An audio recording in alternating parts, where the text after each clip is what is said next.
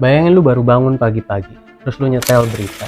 Di berita, ternyata orang-orang bilang itu rusuh di mana-mana, kebakaran di mana-mana, dan bahkan sampai ada yang bunuh-bunuhan.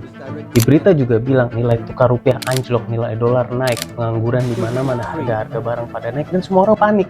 Di sini lu mikir, ini inflasi, ini krisis, kerusuhan atau apa sih?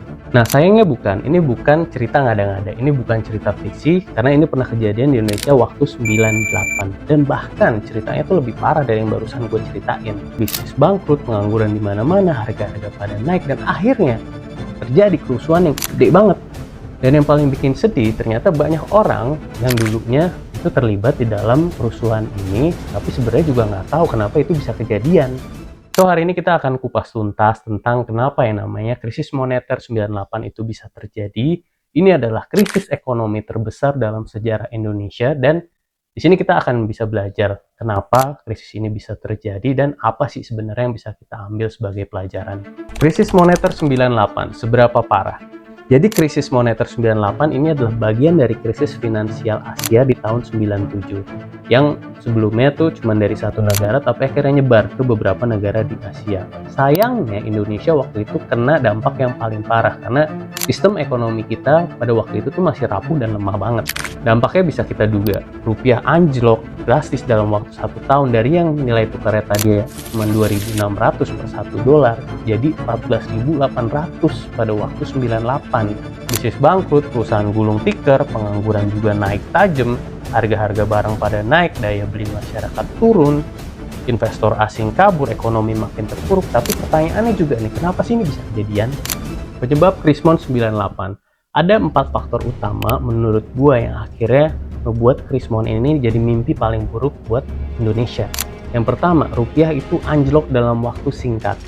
Jadi sebelum krisis rupiah ini dikontrol nilai tukarnya sama pemerintah itu dengan sistem yang namanya fixed exchange rate, di mana nilai tukar rupiah itu dikunci di sekitar 2.600-an per $1. Artinya kalau tiba-tiba nilai tukarnya itu sampai 3.000 gitu misalnya ya, si pemerintah ini harus nombokinnya itu dari cadangan devisa kita. Makin tinggi ya kita makin boncos. Nah, masalahnya ini benar-benar terjadi ketika akhirnya ekonomi kita mulai goyah. Investor asing pada cabut, mereka pada jual-jualin rupiah dan akhirnya bikin nilai tukar rupiah kita makin anjlok, dan akhirnya nyebabin cadangan devisa kita ya makin lama makin berkurang, makin terkuras. Karena nggak bisa berlangsung terus-menerus, akhirnya pemerintah kita nih mau nggak mau melepasin nilai kontrol rupiah dari yang sistem tadi ya fixed exchange rate, sekarang namanya jadi floating exchange rate, di mana nilai tukarnya ini akan sesuai dengan hukum supply demand di pasar. Dan boom, di sini rupiah benar-benar anjlok dari yang tadi nilai tukarnya itu cuma 2.000-an rupiah, tiba-tiba hampir 15 rupiah. Gila. Gampangnya lu bayangin aja kalau gaji lu misalnya 10 juta, tiba-tiba nilainya itu cuma jadi 2 juta. 2. Utang swasta dalam dolar membengkak. Banyak perusahaan di Indonesia ini ngambil utang dari luar negeri dalam bentuk dolar. Sekitar 50% utang Indonesia waktu itu berasal dari swasta, dan 66% diantaranya itu jatuh tempo dalam waktu dekat. Yang tadinya rupiah kuat, sekarang tiba-tiba anjlok. Nilai utang mereka yang tadinya ini cuma sekitar 26 miliar, sekarang tiba-tiba hampir jadi 150 miliar. Ya, di sini nggak heran sih kalau akhirnya banyak perusahaan ya pada nyatain bangkrut gitu karena nggak sanggup bayar utang, dan yang mau nggak mau akhirnya ekonomi kita makin jatuh dong. 3. Sistem perbankan yang rentan. Jadi kalau kita persimpel, bank itu kan bisnisnya menghimpun dana ya dari masyarakat. Lalu mereka nih muterin duitnya dalam bentuk investasi atau dalam bentuk pinjaman. Sayangnya pada waktu itu bank-bank di Indonesia nih terlalu fokus pada satu sektor aja, sehingga pada waktu sektor itu bubar ya duit mereka pada hilang semua. Dan parahnya lagi pada waktu itu tuh nggak ada yang namanya LPS. Jadi kalau duit nasabah nih pada hilang ya udah hilang gitu aja, nggak dijamin. Dengar berita-berita kayak ginian ya orang-orang kayak kita nih panik. Mereka nih pada langsung ke bank, mereka narik uang dari bank nih secepat mungkin. Dan lu bayangin kalau orang-orang rame-rame di satu Indonesia gitu berbondong-bondong ke bank narikin duit cash mereka, apa yang bakal terjadi? Bank itu akan kolaps dan kehilangan yang namanya likuiditas. 4. Krisis kepercayaan. Di sini investor pada kabur dan masyarakat pun marah. Pada waktu ekonomi runtuh, pengangguran juga pada naik, orang-orang nih pada kehilangan kerjaan gitu, mana harga-harga juga pada naik ya. Mau nggak mau ya pada makin marah dong di situ, pada nyalahin pemerintah, "Ini kenapa bisa begini, kenapa bisa begitu?" Dari sini krisis bergeser dari yang tadinya krisis ekonomi sekarang bergeser jadi krisis politik dan krisis sosial. Investor asing ya pada takut masuk Indonesia dan di sini mau nggak mau ya ekonomi kita makin jatuh lagi. Puncaknya terjadi pada waktu kerusuhan itu gede-gedean tuh. Pada rusuh di mana-mana, pada bakar-bakaran, pada jarah-jarahan di mana-mana, bahkan sampai bunuh-bunuhan gitu ya. Mereka nyalahin rezim pemerintahan yang berlangsung pada saat itu. Masyarakat nuntut reformasi dan akhirnya ya mau nggak mau rezim pemerintahan Orde Baru Pak Soeharto pada waktu itu ya tumbang. Dan Krismon ini jadi salah satu momen paling kelam dalam sejarah Indonesia. Lalu gimana Indonesia akhirnya keluar dari krisis?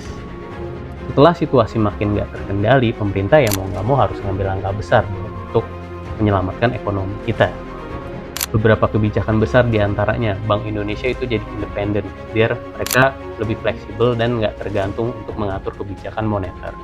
Yang kedua, pembenahan sistem bank. Bank-bank bermasalah ditutup atau di-merger dan sistem itu diperbaikin semua. Yang ketiga, stabilisasi nilai tukar rupiah. Dari yang tadi sekitar 14.800, akhirnya nilai rupiah tuh stabil di sekitar 10 ribuan. Dan yang keempat, itu dibentuknya lembaga pemantau utang luar negeri. Biar utang luar negeri ini makin lama ya nggak makin ngegrogotin ekonomi kita lagi. Atau dalam kata lain itu restrukturisasi utang.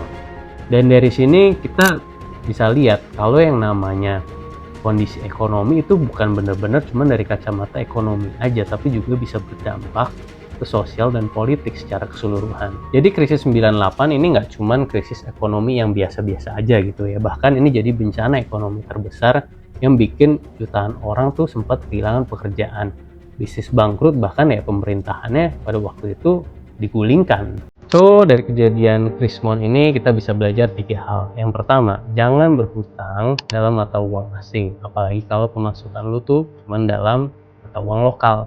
Yang kedua, sistem perbankan itu harus benar-benar dibenahin biar bisa kuat dan bertahan pada waktu krisis-krisis selanjutnya. Dan yang ketiga, kita harus sadar kalau kepercayaan investor terhadap suatu negara itu sangat berhubungan dengan kestabilan ekonominya. Apalagi kalau di negara-negara berkembang kayak Indonesia dan Asia. Dan di sini kita juga bisa lihat kalau ternyata kemarin ada berita-berita bahwa investor asing itu cabut dari Indonesia, ya mungkin kita juga bisa sedikit concern di situ. Tapi gimana menurut lo? Kira-kira dengan ada berita-berita investor kabur kayak gitu, menurut lo gimana? Komen di bawah ya. So, sekian itu video dari gua, mudah-mudahan bisa bermanfaat. Jangan lupa follow, like, and share Muda Bebas Keuangan di channel YouTube ini. Moga-moga bermanfaat. I'll see you in the next videos.